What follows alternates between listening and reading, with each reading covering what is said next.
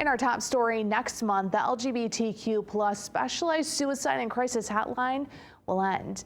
It started as a pilot program in 2022, and since then they have answered nearly 1.3 million calls, texts, and chats. It's ending so the 988 service can focus on all help seekers. That's according to the statement from the Substance Abuse and Mental Health Services Administration. As of June, more than $33 million has been invested, and those dollars have been used to support this 988 sub-network. The Trevor Project estimates more than 1.8 million LGBTQ plus people between 13 and 24 seriously consider suicide every year in the United States.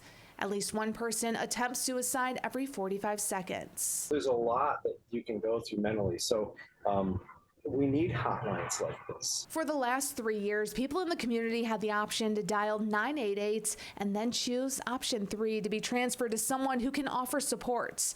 Bill Ostash, a Saginaw councilman and board member with the Great Lakes Bay Pride, says he's concerned about where these young people will turn to. It's really important that we have this for the kids, and I'm not going to say that adults can't go through this, because there are things that we can struggle with. You know, I struggled with it till I was 38. That's when Ostash says he came out. He understands how a young person can struggle and need someone to relate to and talk to. There's a lot of pressure on kids, and then to have this on top of it, you know, with even especially if you're not accepted by your family.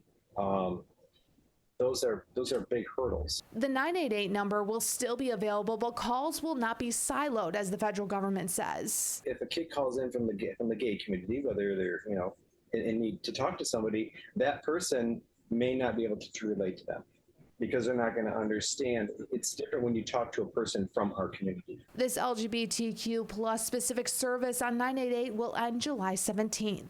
However, there are other places youth can reach out to, like the Trevor Project, which offers 24/7 crisis supports. Not only do they also have a crisis hotline, especially for youth, but they provide a lot of other services to the family or to folks as well. In response to the cuts, the Trevor Project CEO James Black calls the news devastating and says, quote, suicide prevention is about people, not politics. The 988 crisis hotline is always available to anyone 24/7. All you have to do is call or text. Great Lakes Bay Pride also has resources available for youth in the community. We'll post those links at our website, midmichigannow.com.